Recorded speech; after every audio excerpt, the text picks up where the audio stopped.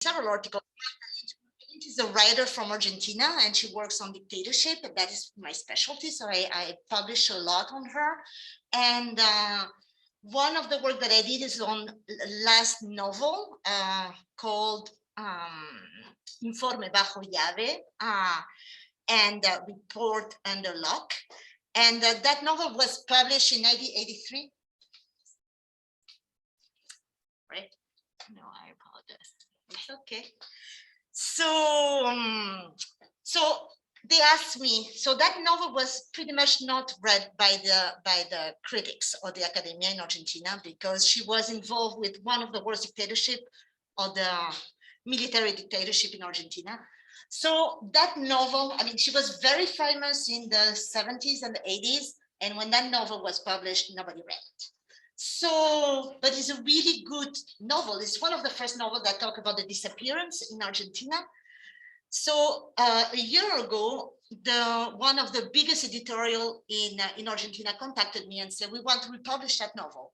Do you want to write a prologue? So it was a really, 34 pages, which I felt it was longer than that, pages as a prologue of the introduction of that novel, to explain a little bit about the background and what was going on at that time and why that writer was problematic. So I published that. It was published this summer. So I'm like, hey, finally, so I'm happy. So, so that is the introduction. And after, so I work on that during my sabbatical. And after I've been asked to write a book chapter on also a controversial Argentinian writer. And so I published that book chapter also, and it was published finally. So I work on it during my sabbatical, and it was published, I think, 2 weeks ago. So I'm very excited about that. Yes. So the point that we're here, right, is to talk a little bit about the work with the community that I did. So my idea, of course, changed, and there was an evolution. So at the beginning, I wanted to, COVID arrived, and I wanted to help with some interpretation, some translation, right? So we started from something very simple, and suddenly I realized that it was a bigger problem, right? So we're going to talk about a little bit. So at the beginning, it was a narrow focus, right? And just to help the Spanish community. And it became clear, right? We realized that, okay, what can we do? What is, we need to identify the broader needs of our vulnerable population, right? In what's going on in Salisbury, what is going on in Maryland or in Wycomico, and what can we help the people that need help, right? So, so we start developing immediate solution during the pandemic, right? And after to think about long-term solution, right? So that is what we're going to be talking about today. So when I'm talking about vulnerable populations includes, right, the limited English proficiency community, among many others, right? Disability, low-income people, families, etc., right? So the background, I just want to give a quick background of the Hispanic or Latino population in the US, which includes people of any race, was 62.1 million in 2020. The Hispanic or Latino population grew 23%, while the population that was not of Hispanic or Latino origin grew 4.3% since 2010. 6.8 of the people in Wycomico County are Hispanic or Latino. Okay, so I have to do that. It's not the census. So I looked a little bit at the numbers and the census of Wycomico and Salisbury. So we have over 7,000 people, right, in Wycomico and 3,000 in Salisbury. We see an increase. Can you see that? Do you see the number? It's impressive. 58.4% of increase of Hispanic population in our Wycomico and 42.3% of increase in Salisbury. So we need to address that, right? That is our work. So also what I was interested to look at that, the foreign born in Wycomico, right? So we have the numbers here of 6.3 in Wycomico were not born in the US, and there is an increase also in 2020, right? Many of these community members speak a language different other than English, right, at home. So that I thought it was important to talk about this. Okay, so I'm going to start a little bit. How did I start with all that? And was how did we start the Vulnerable Population Task Force? So first I decided, so that was in April, so it was just the beginning of the pandemic, and I started, I mean, I was approached by somebody in the hospital that said, okay, we need people to be interpreters. We don't have enough people to interpret during one of the testing site. And there was that specific was for the workers in the Marvel poultry plants, which are major, I mean, the majority of them are Latinx, right? So I said, okay, I'm going to be there. We didn't know anything about COVID, right? Everybody was scared. My family, my sister was crying. Don't go, don't go. I mean, it was, so yes, we didn't know yet, but the hospital was fantastic. I mean, they really helped us a lot. We have the whole gear. And so I helped, I think, for 3 days from 8 o'clock in the morning to 6 at night. And we tried to bring people. It was an interesting experience. It was sad in a way. People didn't know what was going on. I remember the police was there, right? And so some people were scared. So we were trying to, that was the beginning of trying to, okay, what's wrong? How do we bring people that maybe are undocumented, right? They don't have the papers, and how do we bring them to get tested, right? And how can we help them? There's somebody at the door. So we started with that.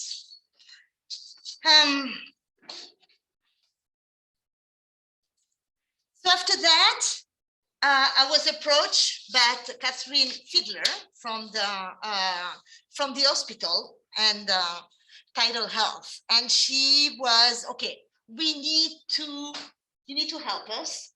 We're gonna have probably some patients at the hospital, the Latino or Asian Creole, and we need some help to bring them. There was to bring them at SU. SU, they took the dorms, right?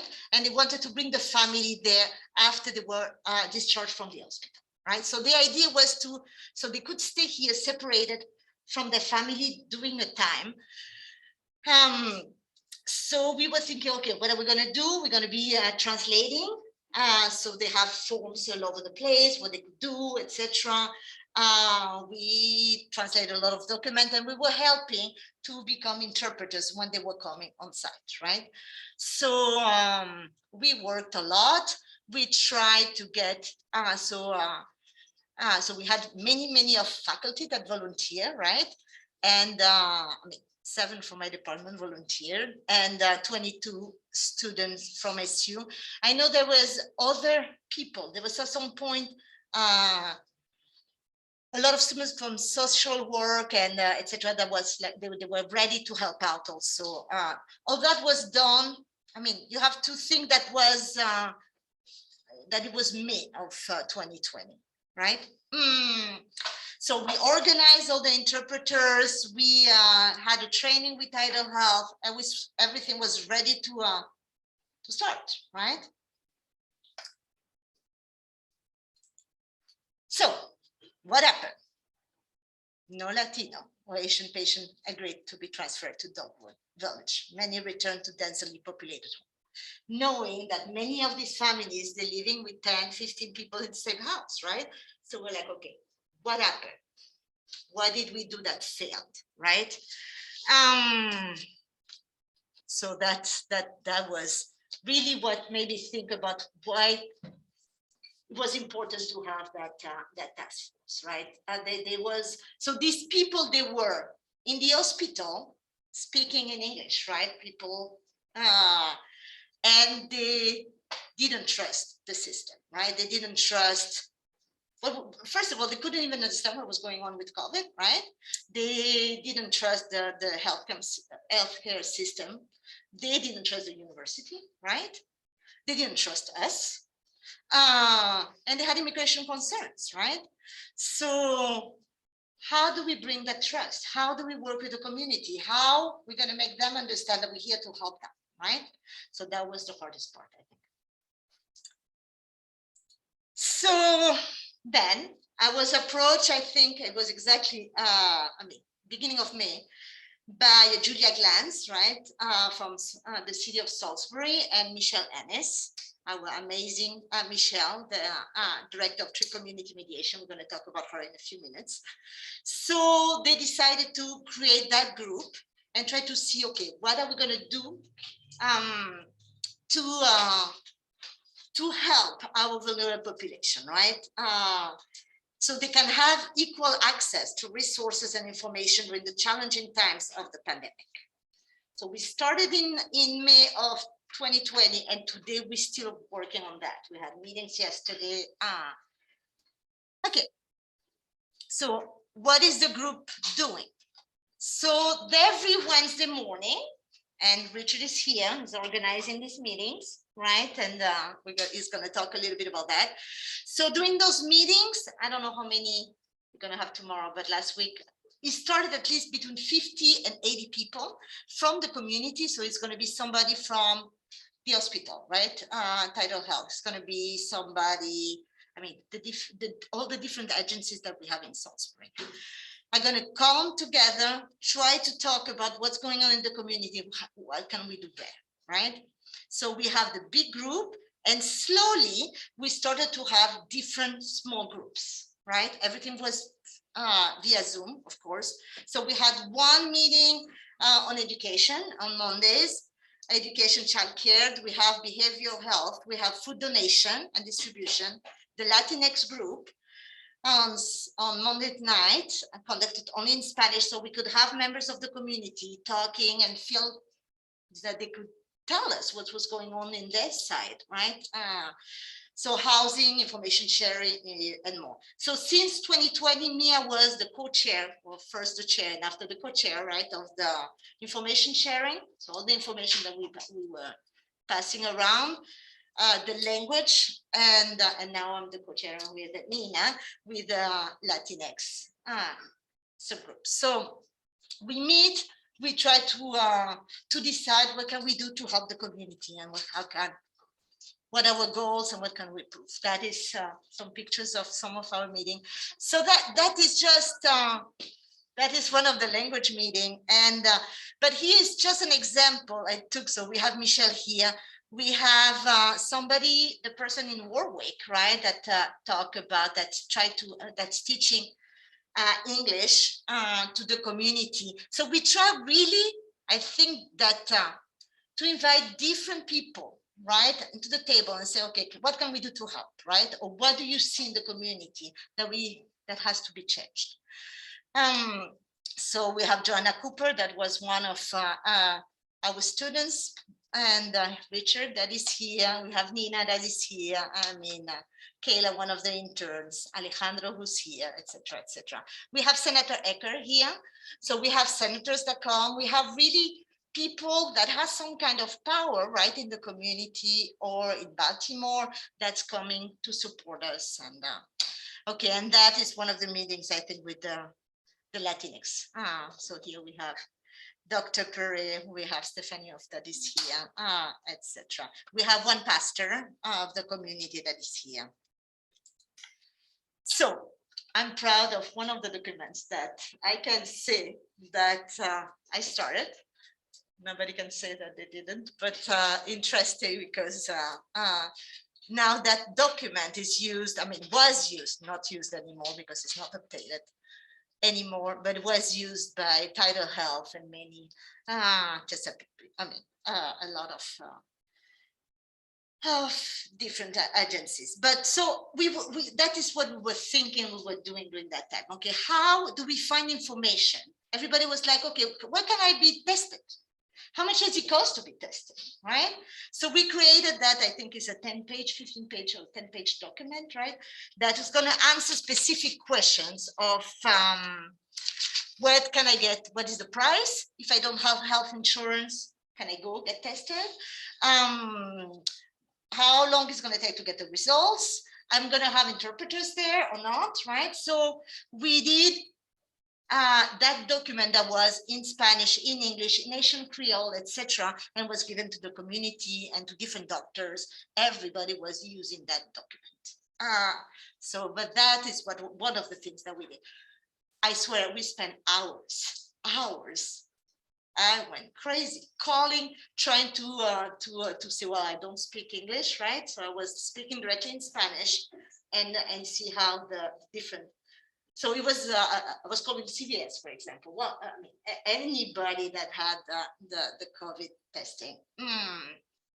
So that was something that I'm very proud of. Okay. What else we did? So we tried to fight misinformation. So there was a lot of things going on in the media, right? So a lot of Latino people, when we're talking about COVID, or there was all this kind of misinformation about the why do we need to wear the mask, right? How do we, so we had to talk to them. We have to create guides, resource guides. We did vaccine advocacy videos, right? Because again, they were saying, well, if I get the vaccine, are they going to change my DNA, right? If I'm getting the vaccine, are they going to put a chip on me, and then immigration is going to get me and I'm going to be deported? So we had to answer all that. We work a lot with the radio, with the Spanish radio, and okay, so the point was building trust in the community. And this is what we did with the task force, right? So we developed a relationship with pastors, with local pastors. That was took a while because they didn't communicate with each other, especially with the Latinx pastors, and identify the need of the vulnerable population, food assistance, education, legal aid. So we have tables during the events. I'm going to talk about that. So in a few seconds. So every week or every 2 weeks, we had different events, right, in the neighborhood, and to ensure that the LEP community has equal access to the resources. So that is what we did. We did some flyers, right? So we were creating flyers. Some of us did. I mean, now it's Richard, right, who does that.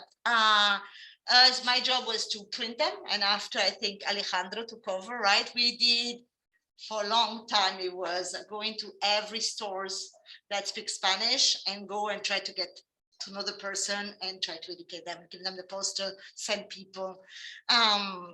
So we translated this information. So it was in Asian Creole, it was in Spanish, but I was able to make it translated, some of them also in Arabic or in Korean. Thank you. Okay. Up. So what did we do during the one-stop shop events? We gave over 10,000 masks. Can you imagine all the food that we gave? That was crazy. I mean, if we see it with these numbers, and over 2,000 bottles of sanitizer. And of course, we had different tables. In those different tables, we have school registration, health screenings, COVID testing, vaccination. We had immigration assistance, Maryland legal aid, childcare. We have camp coming, etc. So I'm going to show a little bit. So that is the Latinx group. Here we are. Some of us are here, right? So that is one of the event that we did. This one, I think, is in Snow Hill, right? With the food. So here it's all SU students, right? And here, everybody here works at SU or is an SU faculty. So we had people from SU helping out. Here we have Nina, again with camp. And here we have Tidal Health, so the hospital coming, and so I just wanted to share that. Okay, so what was the vaccine challenge? So there was big hesitancy in the community, right?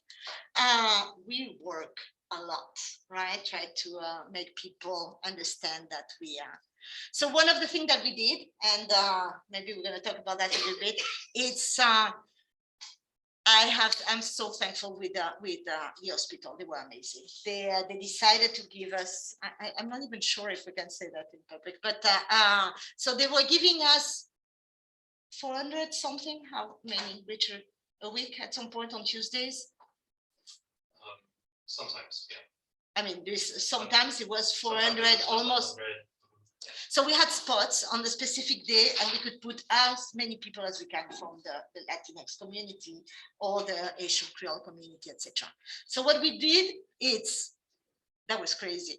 I started to know several pastors from different churches. They were all on my phone. They still are on my phone. I think I have 12 of them right now, 12, 15. And the problem is that they give my phone number to everybody. So I received phone calls. In the middle of the night, I need help. I don't understand what's going on. Can you help me? I think people needed to talk in Spanish, needed to feel that they could trust somebody. So we put a lot of people in that list. So they were talking to us in Spanish, and we were calling Richard, right? Richard helped us. We were putting in the system, right? So it was, and we're going to see the number in. So we did a lot of that. We did a lot of vaccination clinics, right? We did that also in the one-stop shop events. I'm going to share that because that is the Wycomico County Health Department. Here is the owner of El Primo called me one day and said, okay, I want to vaccinate everybody in, do you know El Primo Taqueria? So they call me and say, okay, well, we want everybody vaccinated. So I call the Wycomico Health Department and I said, okay, we have 20 people that's going to get vaccinated. We're going to go there. So we went in the restaurant and we set everything. And so Alejandro came and Richard came with me and we helped them. So we did the 2 shots. And that is one of the examples of the things that we all did, not only me, right? Everybody did. We worked like crazy on that to date. And that I'm very proud to say that today the task force has facilitated over 4,600 vaccine in our community. So really that is impressive. They gave me the numbers yesterday. So, well, that is pretty much the end here, but we continue to work on that. We work to create centralized interpretation, translation back for the community. We need more documents translated. We need to give access, right, to our community, to the different services that we offer. We organize and provide cultural competency training for community professionals. We still to work on that. We continue one-stop shop. We did one on Saturday in close by. We're going to have one on this Saturday. We improve technology access because we need, that's important, and literacy across vulnerable population. SU collaboration, we did a lot. We continue discussion about the importance of not necessarily bilingualism, but at least the importance of learning a language, right? In professional programs. We need to work on that, Martin. I need your help on that. We need nursing, social work. We need business, but many other programs. We need to assist all the SU programs in enriching vulnerable population. We need to still continue to work with CAMP to improve college access for migrant population. Thank you, Nina. And offer English classes in the community, right? And Dr. Perez is doing that right now. So thank you all so much for that. Before I still have a few minutes. Sorry. And I just put here the pace because during my sabbatical, I work on that, and that's very important, right? They were helping the community to get to vote, right? And I think it was an 18-minute PowerPoint, so I translated everything, and I recorded my voice on that. But I think that is part of the work, but as you see, it's bigger than all that. It's bigger than translation and interpretation, and so that. And I just want to applaud some of the students that have been working with us. So we have right now Stephanie Elf that is going to come here and be talking a little bit about her experience. We have a few minutes.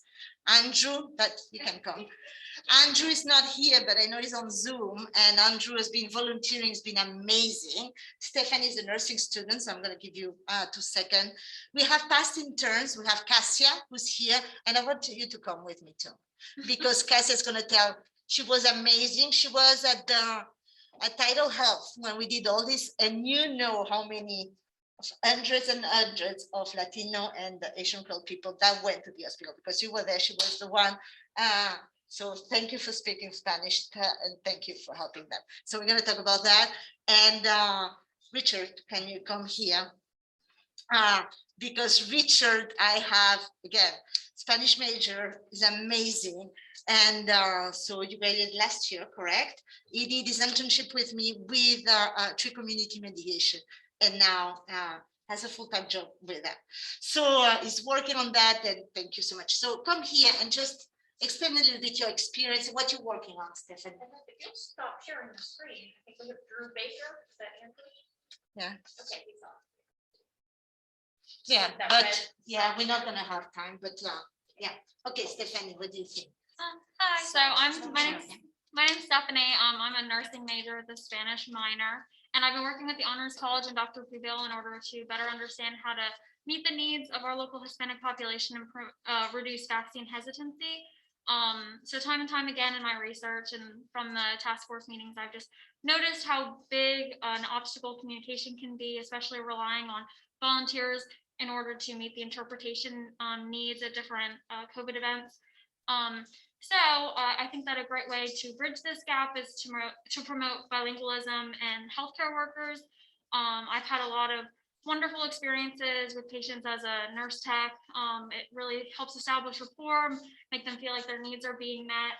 And it's just so helpful just to, have little conversations with them. It really helps you connect. And however, my experience at Salisbury, it's been really difficult to balance the nursing program and my Spanish minor. When I first came here, they told me that it'd be impossible to try other things. And I was just so passionate about it that I took all these extra steps, talked to the right people, and made it work. But it shouldn't be that difficult in order for people to do both. So I'm hoping that in the future there's more communication with the departments. There's more Spanish classes available that aren't on Tuesdays and Thursdays when we have our clinicals, so that more passionate healthcare workers can expand on this skill and make a difference in our community. Thank you, Stephanie. That's very good. Come here, they don't see you. I don't know if you can motion.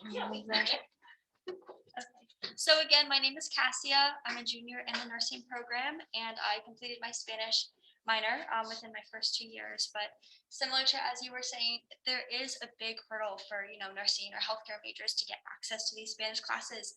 I know I personally struggled, and that's why I tried to finish my entire minor in the first 2 years. But I agree there needs to be a lot more access, more incorporation of language services into healthcare, because as Dr. Pubill was saying, I interned at Tidal Health, and you could just see the huge need, for people with different linguistic abilities or being able to be culturally competent within healthcare. So I interned at Tidal Health with Dr. Pubill and Rochelle Tyler, who works at Tidal Health. And I was one of the Spanish interpreters. I also attended the Latinx meetings and the big group meetings. And you see the healthcare barriers, especially in the Latinx community. They come into the hospitals with, fear of institutionalized discrimination or racism, and they fear the healthcare system. So a big part of healthcare workers is to break down those barriers. And I think that there needs to be more incorporation, and you can really see the need, especially here in Salisbury. But it was a wonderful experience to kind of try to help break down those barriers with the abilities that I had and the resources I had. So I just think that it'd be wonderful to expand on that and make more services available. Thank you.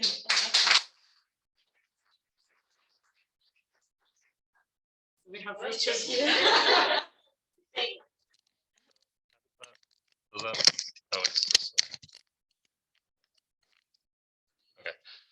So yes, I'm Richard Hudson, and so I started. I actually volunteered with Dr. Pubill before I was an intern, and then she asked me to be an intern my final semester, which was last semester here at SU. I was Spanish major, sorry, and then I interned with Michelle Ennis to try community mediation, and I did a lot of interpretation, going to all the meetings, outreach, things such as that. And then she took me on full time as one of the barriers that we noticed was that a lot of companies don't have any resources for the Spanish speaking community, right? As Dr. Pubill mentioned.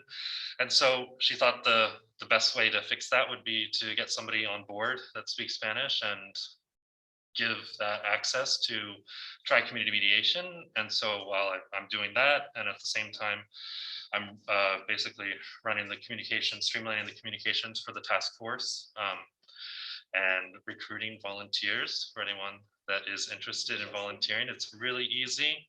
Go to volunteerdelmarva.com, and that has a list of all our next events, and you can sign up to be a volunteer. And it's a really rewarding experience to be able to give back to the community, and you see the visibility and the vulnerable populations and the LEP community. And a lot of people in the task force didn't even realize that they existed, and now they're working together with these communities, and it's something beautiful. It's amazing. It is. Thank you so much. Thank you.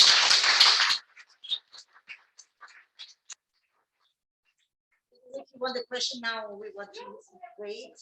Questions and comments? I'll just give a comment.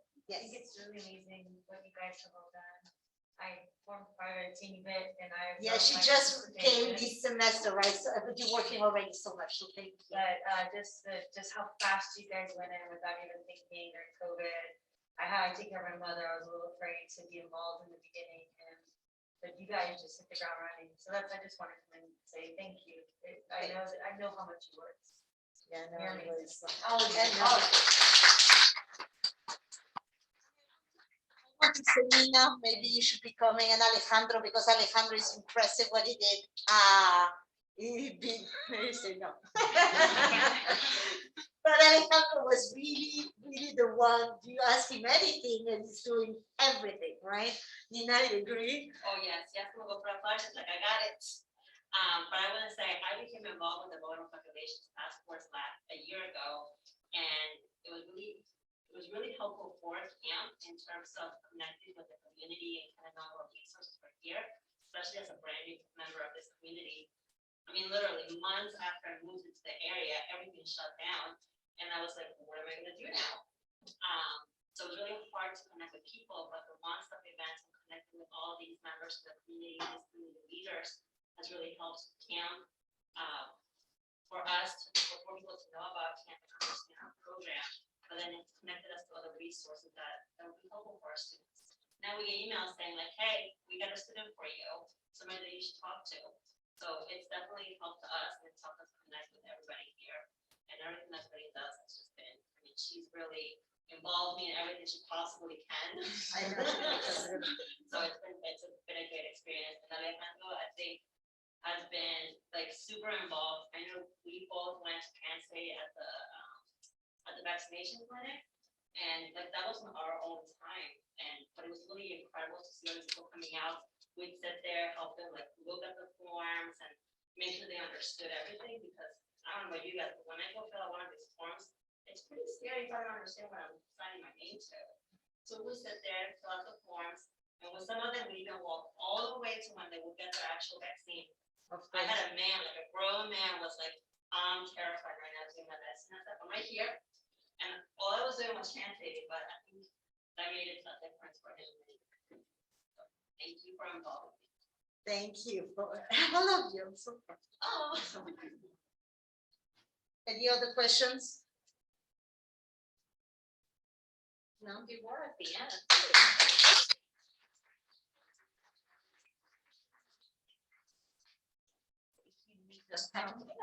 Thank you for bringing everybody. Thank you.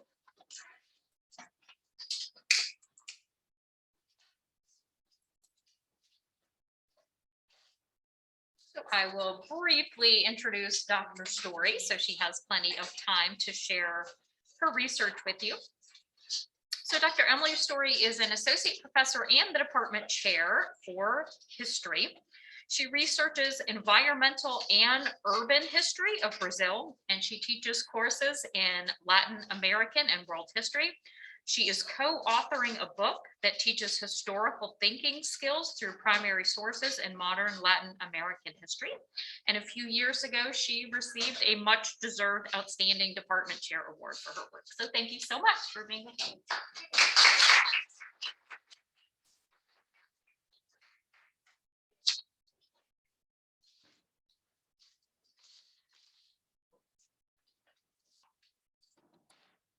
Okay, so let's see if this is on. That's a tough follow-up in a lot of ways. I think what I'm doing is a lot more maybe traditional academic work, which I do think matters and has an effect, but maybe it's a little bit less immediate or obvious than the really important work that my dear friend and colleague is doing. So I'm going to change gears, although we are kind of, both working in Latin American connected areas and topics. So to start, I wanted to really thank Dr. Egan and Dr. Parabin, the Fulton associate, and I told you I'd move around a lot. Okay, The Fulton associate and associate dean and dean respectively, and everybody else for attending. I think most of you are here for my predecessor up here, but hopefully you'll find some of what I have to say of interest. So I was also on sabbatical in fall of 20, and I'm working on a few different projects in a few different areas. But what I'm going to be talking about today is overarching research that some of my current and recent projects deal with. And so what I'm really interested in is environmental history, the environmental history of mid-20th century Brazil specifically. And so what does that mean? Well, that means I'm interested in ideas and ways of thinking about the natural world. I'm interested in how how government policies and also individual people changed nature, how they thought about nature, how they affected nature, and then how that changed and affected the people living there. And so it's really that interaction between people and the natural world that environmental history is really interested in.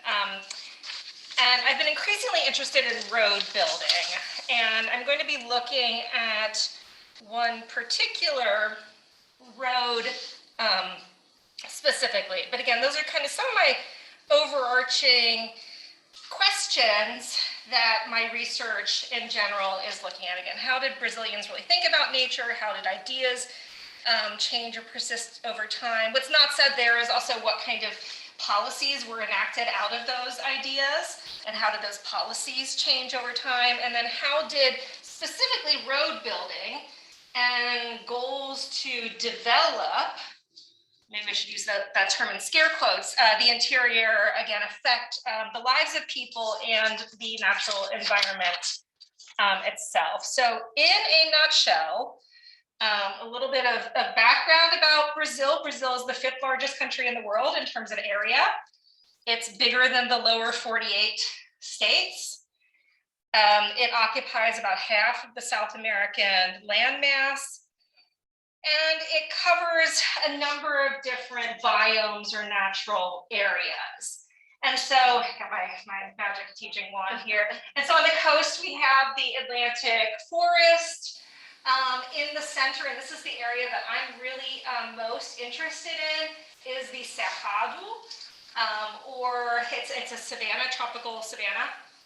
And then the most well-known, of course, biome in Brazil is the Amazonian rainforest that occupies the west and the north of the country. And there's also a very dry scrublands of the interior of the northeast of Brazil.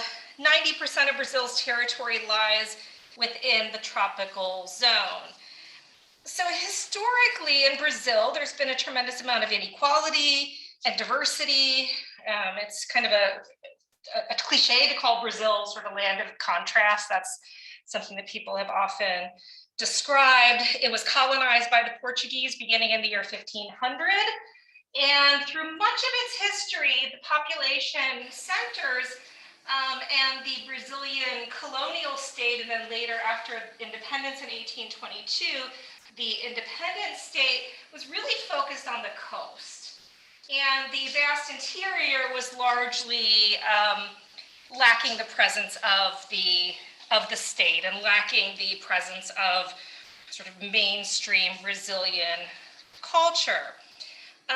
In the 20th century, there's this tremendous growth and urbanization and industrialization, and we start to see a real drive from especially the late 1800s forward to develop and, in their words, conquer the interior.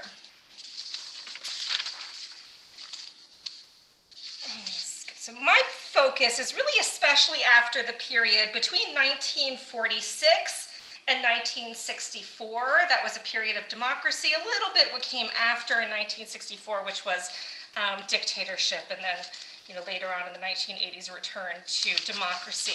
And I'm most interested in, and the research that I'm kind of mostly focusing on. So I had an article published last month on road building in Brazil, which is kind of drawing from this research. And I also presented a paper, and I'm kind of working on it's part of a larger project on one particular highway. And so that's the highway that I'm going to talk about today. And that's the highway that links the new capital city, Brasilia, to the city of Belém. And so it's this kind of north-south highway that goes through mostly Cerrado, but goes into a bit of the Amazonian biome as well. And so Belém is the port city of the Amazon. It's kind of the analogous to what New Orleans is to the Mississippi. Belém is to the Amazon. And the main Amazon River kind of flows in this direction to Manaus, but the Amazon is really a river system that spreads all through the area. So just to give you an idea of what the Cerrado looks like, again, it's tropical savanna, grasslands. It's very different from a rainforest. It has a very long dry season. And over, of course, many, many years, millennia, the grasslands and the other ecosystems of the Cerrado have proven to be very effective at retaining water and being relatively resistant to burning, to fires. There's tremendous biodiversity in the Cerrado. So the Cerrado has been historically overshadowed by the Amazon and neglected because of the spectacular nature of the Amazon. But the Cerrado itself is incredibly biodiverse.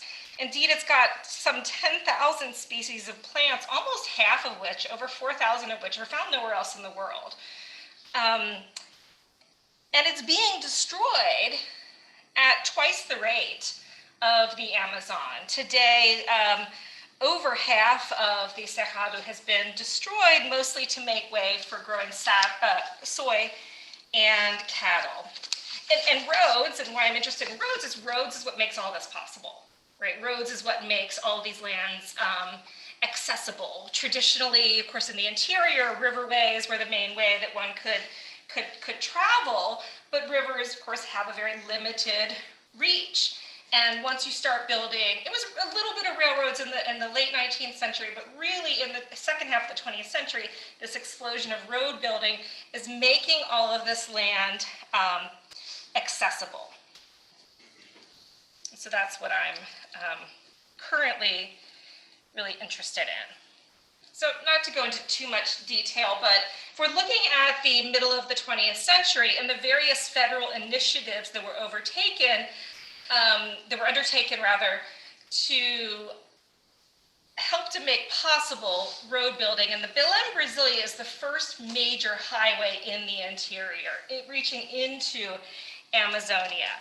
So in 1946, there was a constitution. I think there have been 7 constitutions in Brazil's history, and it called for For the following 20 years, the government should dedicate at least 3% of their gross domestic product towards projects to, and I think this word choice is very interesting, economically valorize the Amazon, right? That's using the Portuguese word valorizar, which is to make it valuable. The idea is that it's not valuable without human presence, without exploitation. And I think that's a really important key into what the 20th century, mid-20th century thinking was about the natural world and about the interior of Brazil more specifically.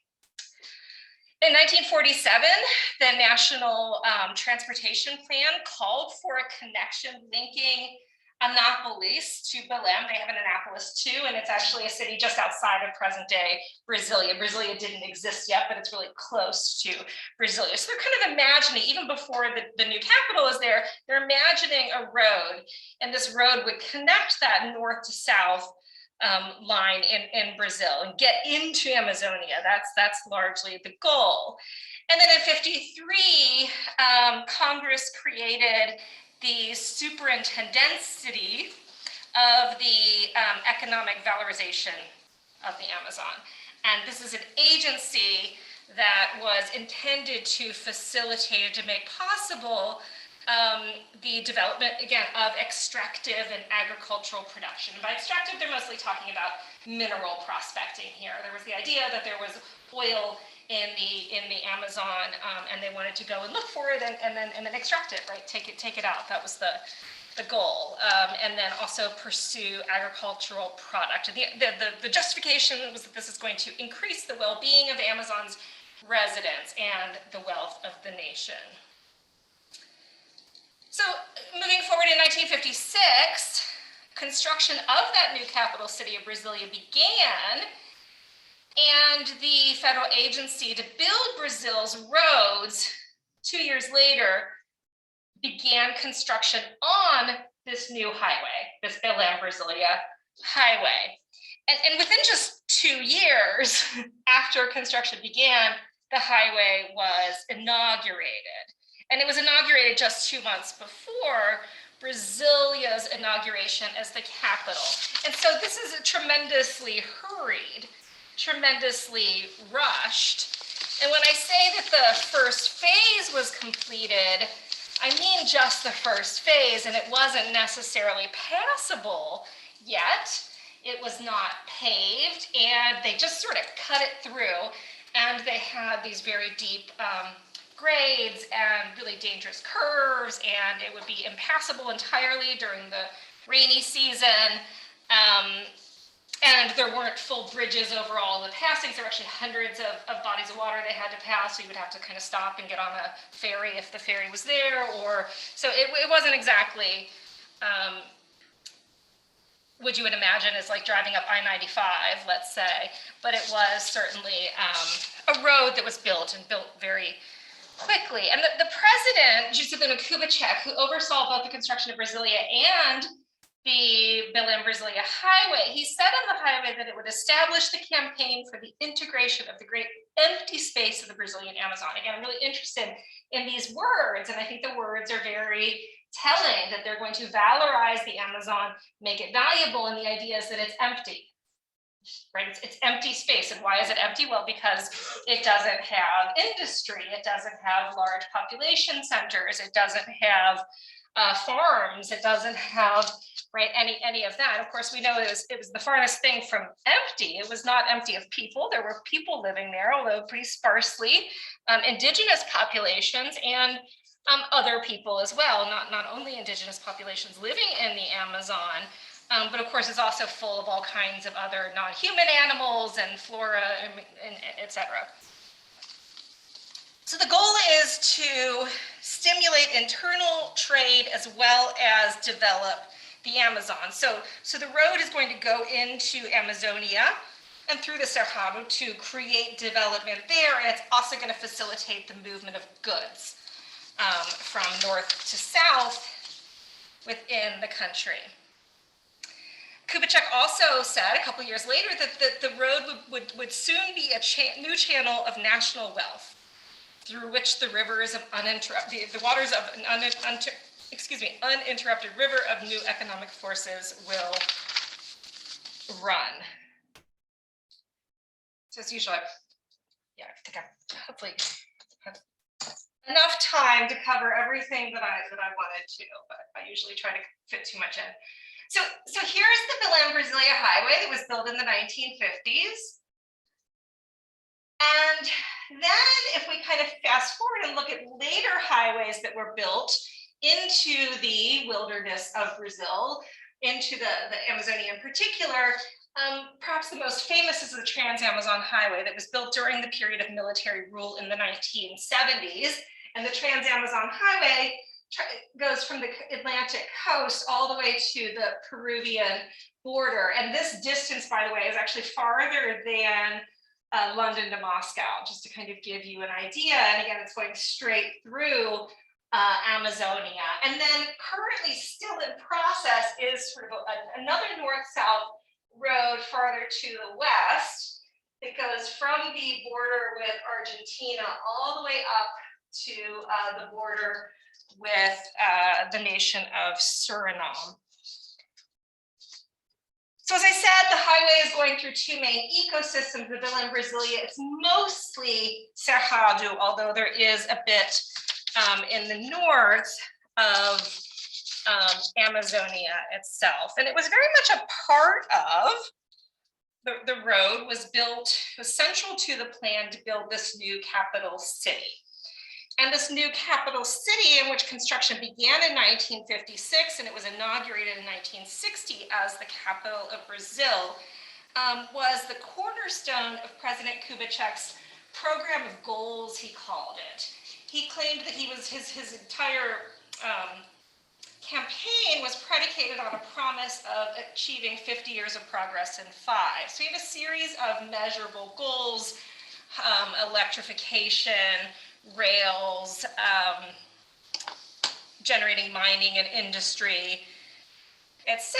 And he also called for the construction of 12,000 kilometers of new roads, which would have more than doubled the existing road network in Brazil. At the time that he took office, there was only 10,000 kilometers of roads, and so he was going to build 12,000, again, bringing it more than double in his 4-year term as president.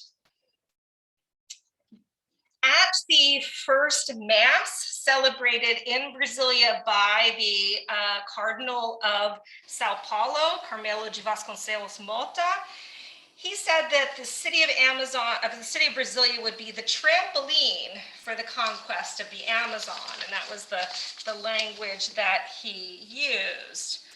The city of Brasilia, like the highway, and Brazil achieving this with Brazilian financing, Brazilian technical know-how, Brazilian labor, Brazilian materials, was really a showcase of Brazil's modernization, a statement that Brazil was entering the modern age as a great nation. And this is a view from above of the capital city of Brasilia under construction. And here we have the presidential palace, the Supreme Court, and Congress there. This is the plaza of the three powers, as they call it. So it's a very striking modernist architecture built in the Cerrado with these kind of vast views. We can't see my title at the top, but this is the Pubill Brasilia Road under construction. And so here we have the trees that have been, torn down. We can see in the middle a photograph of the road kind of going off as far as the eye could see. So the project involved more than 3,000 workers, more than 400 heavy machines. Private contractors were used, but it was mainly a direct government effort. And the purposes of the road were first and foremost to populate the interior. Brazil was experiencing a tremendous population boom at the time. People were pouring into the cities of Sao Paulo and Rio de Janeiro. They were becoming overcrowded, and they're trying to redirect migratory flows from poorer rural areas, especially in the Northeast, and kind of get them not to all go to Sao Paulo, but to kind of go into the interior too. And from the, and we did have a tremendous population imbalance in Brazil, and the road and the larger projects had something of a success in meeting that particular objective. You know, if we kind of think about why is it such a concern? Well, it's a concern, as I said, because at the time the population was growing so rapidly, and the cities were getting too big too fast, and there was kind of the idea of needing a safety valve, again, especially for the poor rural migrants from the Northeast. And I think we can draw some parallels between the United States in the 19th century and Brazil in the middle of the 20th century, this idea of opening the frontier by building transportation networks and building transportation infrastructure, and that would facilitate the movement of population, who then make claims on lands and create settlements in previously unsettled territories. Of course, in the mid-19th century United States, it was the railroads that were doing this, but in the 20th century, it's the highways. So the first goal is, again, this population goal, and the second goal was to economically exploit the interior, and especially that crown jewel of everybody's imagining of the interior, Amazonia. And that economic exploration and exploitation had really begun in the 19th century when there was a rubber boom in the north of Brazil, but transportation and the movement of people and goods was really limited to the waterways. And there had been very little success in moving populations and moving the presence of the state beyond the waterways and into overland.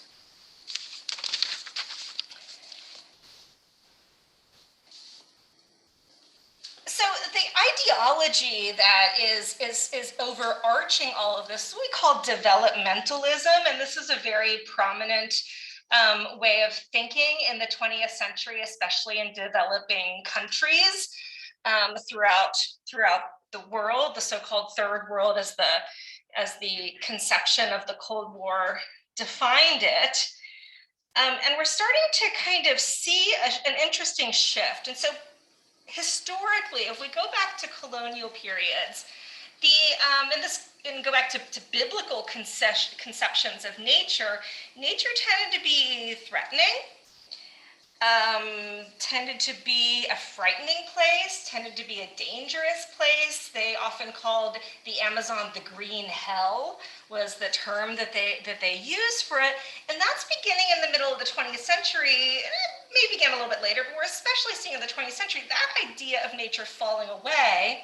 And it's becoming replaced with this idea that nature is a technical problem in search of a solution. And new technology and hard work and ingenuity is capable of overcoming the technical problems and unlocking the economic and strategic potential that is sort of locked up in this empty, unexplored, unexploited nature. And supporters said, and people who are pushing for the economic development of the interior said that people who resisted it were not patriotic, were selfish, were locked in a colonial mentality, didn't have faith in Brazil, didn't have faith in their ability to overcome the obstacles. And if Brazilians didn't go and develop the Amazon, well, then somebody else would. And who is the somebody else? Well, it's Britain or the United States. So in some ways, it's a national defensive. And there's a nationalist argument that's very much at play here as well. And of course, that dichotomy isn't so simple. And this is our kind of simple overview. So here we've got our tractors right on parade. They love tractors on parade. And these are some stills from, they're not great images, but they're stills from some newsreels of the time promoting the highway and covering the highway. You know, this is the idea that these workers are pioneers, right? So there's this kind of boosterism, these very patriotic coverage of the city and the workers and what they were doing. And it was indeed incredibly hard work. To plan the most efficient route, they were using an airplane to conduct aerial photography. They had to do that. They could do that in the Cerrado, but once they got to Amazonia, once the forest cover was thicker, they had to have men who would go on the ground, bushmen, materos, and topographers, and the materos would go with machetes, right, bushmen, and cut their way through. And then they would be followed by the topographers. And then, of course, once they cut the forest down, they would let it dry and they would burn it. And that is the traditional way of clearing land that indigenous people in Brazil used before the Portuguese conquest. But of course, they did so at a relatively slow rate. And the problem is the acceleration of those practices as time went on. So the workers of the road endured incredibly dangerous conditions. The government said they made an effort at providing health care. There was a mobile hospital that traveled the road to provide health care. But the workers themselves often found that their needs were not being met. And there were protests and some small riots by workers who complained about the lack of pay, who complained about the food that was provided to them. So they were provided with rotten meat and had a lack of medication and basic health care. So the food was dropped in often by this is an Air Force, a Brazilian Air Force helicopter, and supplies and food would drop those to workers. They would drop the money to pay the workers as well. And the way they found them was by looking for the fires, because the fires were around the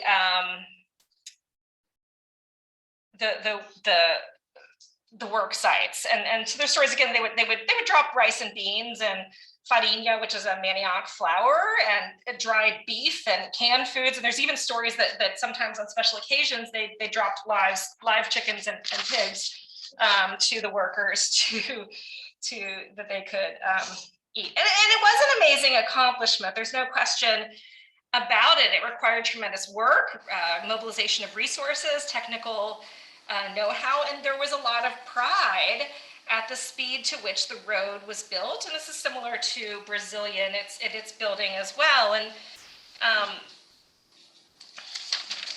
to move along because I'm getting a little low on time. The road was officially open, so they actually had two teams. They had one working from the south and one working from the north, and then they met in the middle, and the road was cut. And the road was officially opened on February of 1960 when there was this caravan of national integration. And here we have a Brazilian-made, is that a Volkswagen? I think it is a Volkswagen. I'm not sure, but I know it's a Brazilian-made automobile. That's President Kubitschek riding in the center. And again, this cars that converged on the new capital of Brasilia along highways in Brazilian-made automobiles. And again, it's this very clear statement of modernity, of Brazil kind of having arrived. But as I said, the road was not particularly passable. It was only reliably passable during the dry season. Bridges were still under construction, and some of the grades were as much as 20% in some places. I was recently, we took a road trip to the mountains. We were going to Ohio, and we were driving through the mountains in North Carolina, in West Virginia, and you see those kind of deep things where you've got the runaway truck ramps. Those grades are like 5-6%. Right? And so here we're looking at 20%, which far exceeds any recommended regulations by any highway administration that you would find. And so there were frequent brake failures. And there was actually one place where a tractor was permanently established that would pull or otherwise aid vehicles that always got stuck in particular places. Okay, I'm gonna kind of move along here. Here's some headlines of newspaper coverage during the time. And so here we have inside Brazil, an unknown world, right? This kind of idea that you're going into this sort of unknown. And there's some excitement, there's some fear, but there's a lot of excitement about it. This one is particularly problematic from a modern perspective. And it says, Indians will be the attraction in our safaris. So the idea is that the road would facilitate tourism that could go into the interior, and yes, they could hunt jaguars and crocodiles and all those kinds of things, but they could also see the Indians, and they would be sort of, Brazilian equivalents of safaris. So we can see this praise of progress, national integration, development, modernity. This is a road that says that this is a headline that says that this is a road to conquer the future.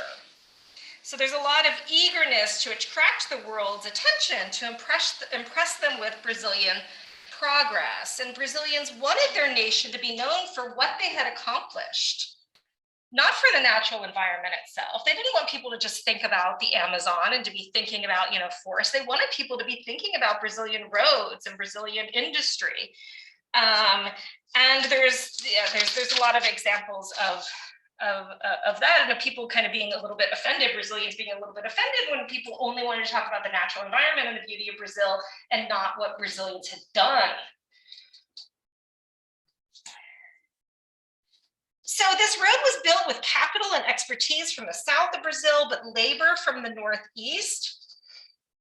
And settlement along the road, this is a little hut that says it's Cafe Kubitschek, right, named after the president. They sell, they have chocolate and, snacks, coffee. And they said, we will attend you at any hour of the day or night. So, people could knock at 2 a.m. and they would be happy to feed them some snacks or coffee in this kind of, hut along the way. And settlement along the way was both planned and spontaneous. I think I'm running out of time. I knew I was. This is even,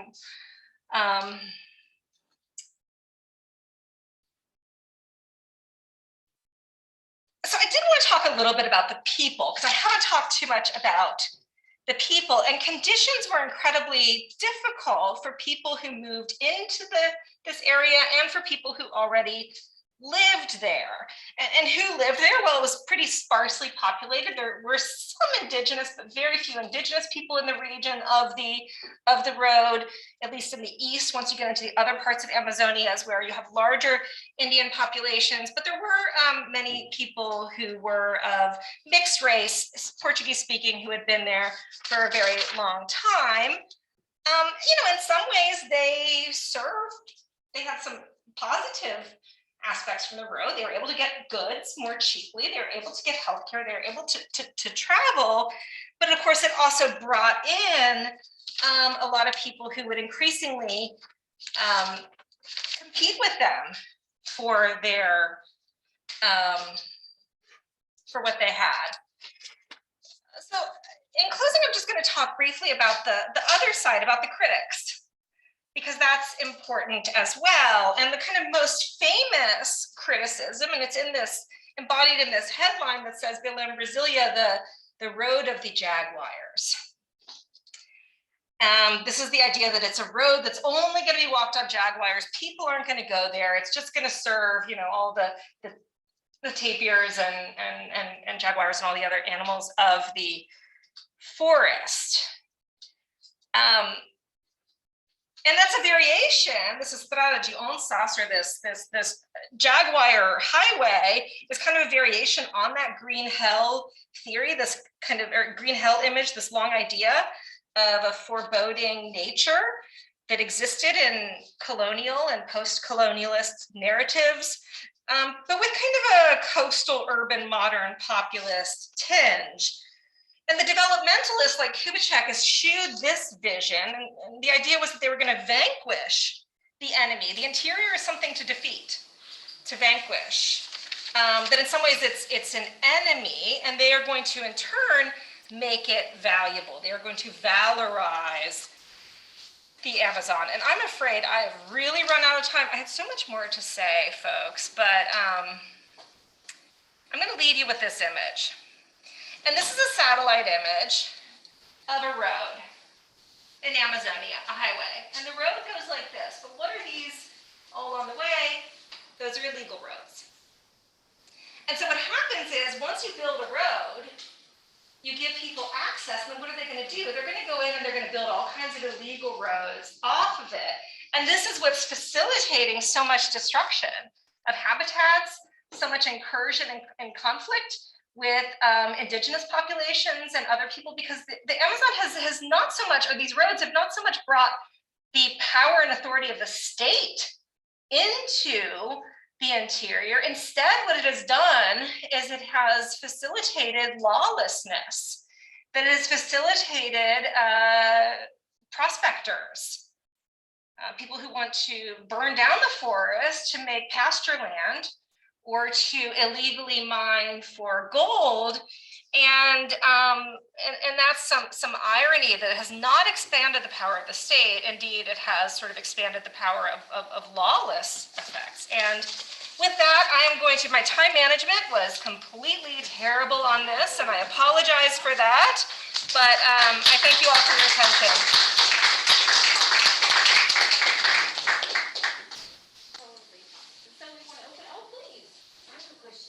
Sure. Just speaking about it in popular culture, and I don't know if you're an expert, but in like popular culture or just a general sense, do you find there's more, say, criticism towards the state trying to say this is for progress, we're going to relinquish the pave the way, or do you see an echoing of approval?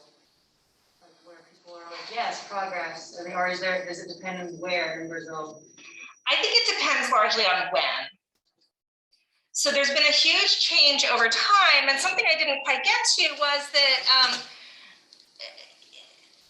the rhetoric, and I don't know, I haven't seen as much in the popular culture, and it's not something I've explored a lot of, at least in the mid 20th century, but it really is not until the late 1980s and until the early 2000s or early 1990s that we start to see a real blooming of environmentalism in Brazil. And so I would say certainly since about 1990, popular culture has been tremendously and intellectual and scientific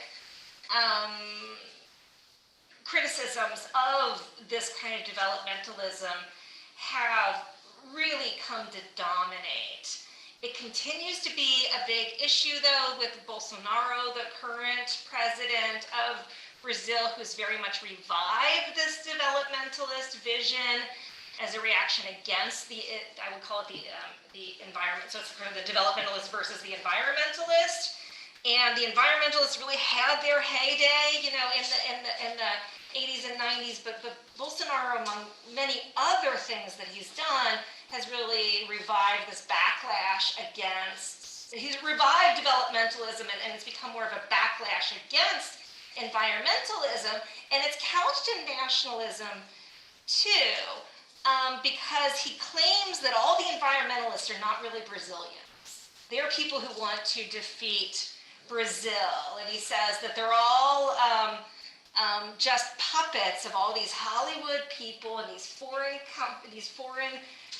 countries and also international organizations that are just trying to weaken Brazil. So the debates are very much alive, and there is a lot of echoing over time, but there's a lot of change over time too. Yeah.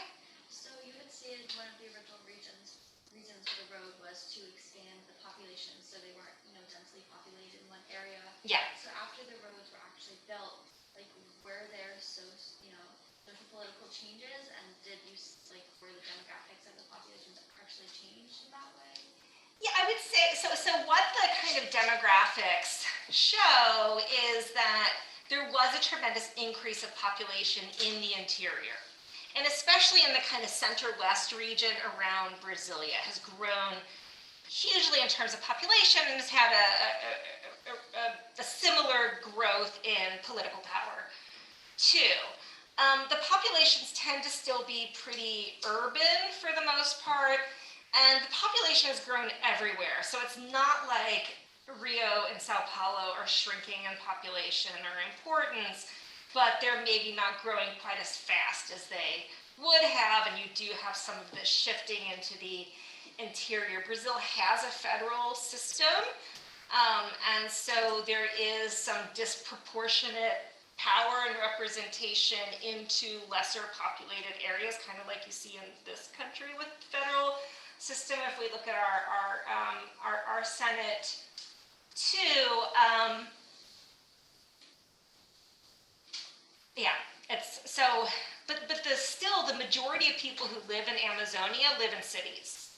Kind of think, what? I mean, there's these big cities there, and still people are mostly living in towns and cities. But there are new cities that evolve, and they take shape along the highway. A mentor of mine kind of talked about how these spontaneous new cities on highways take shape.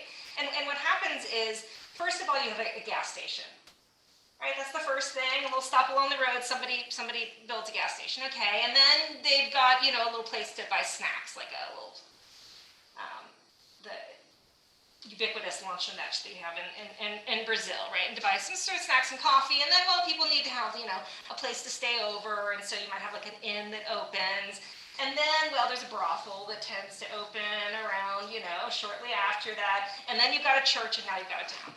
And so these are kind of the way that towns emerge. And the city, you know, the state tried to kind of create actual cities, and there were planned cities along the way. But there are many of these spontaneous little settlements that took shape as well, but they're pretty small and pretty sparse. Anything? I don't know if we have any chat, or are we? Not yet. Okay. Again, you're welcome to. Okay. You're welcome to comment or question on either presentation, connections you're seeing, thoughts you're having. You originally said that one of the main reasons for the Glen Highway was for economic reasons. Do you have any data or off the top of your head? How did it actually affect the Brazilian economy and the economics of, I guess, the regions that are connected? Hugely. They hugely affected and had produced quite a lot of wealth for Brazil's bottom line to their GDP. So I can tell you that Brazil became the #1 soy producer in the world. It's soy and cattle. The kind of main industries that are developing there are soybean production, cattle raising. So if you go to McDonald's, there's a good chance that beef is from Brazil. It's exported all around the world, right? If you China's a major purchaser of the soy from Brazil. And then there's gold mining too, much of it illegal. And that's especially devastating for the environment because the gold mining, they use mercury as used in the process of the mining because it binds to the gold and extracts it from the ore. And so that spreads into the waterways. And so, yeah, Brazil is, well, it's hard to keep track of. They're in a pretty serious depression. I think it's beyond a recession and into a depression right now. So they're in a really bad economic place at the moment. But Brazil has had boom times, and it was, you know, as high as the 8th largest economy in the world a decade or two ago, and that is a large part of that is because of this economic exploitation of the interior. So has it made money? Absolutely. Absolutely. It's been responsible for making a lot of money. Who's making the money is a question. Is it really enriching, right, the majority of people? You know, that's kind of another matter. If you just look at like the strict numbers, is that, yeah, they've made a huge amount of money. It has played out the way they planned it to, right? For better or worse, I think.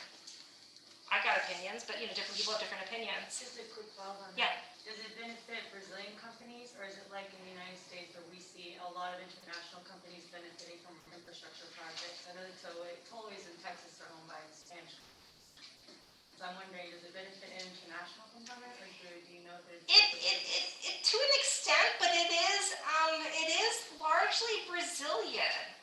And during the military regime, so the military regime that took power in 1964 really expanded this process. They built that Trans-Amazon highway, and they oversaw what we call the Brazilian economic miracle of a huge amount of economic growth. And it was, a lot of it was state-owned enterprises, actually. And that's a big contrast between the Brazilian military regime, I just lectured on this in class today, and say the regime in Chile, which is radical privatization of the Chicago boys, as they're called. But in Brazil, it's largely state-owned and directed. So it's private and public, and there is some foreign corporations that are involved, but it's largely benefiting Brazilians. Rich Brazilians living in Sao Paulo, but Brazilians nonetheless.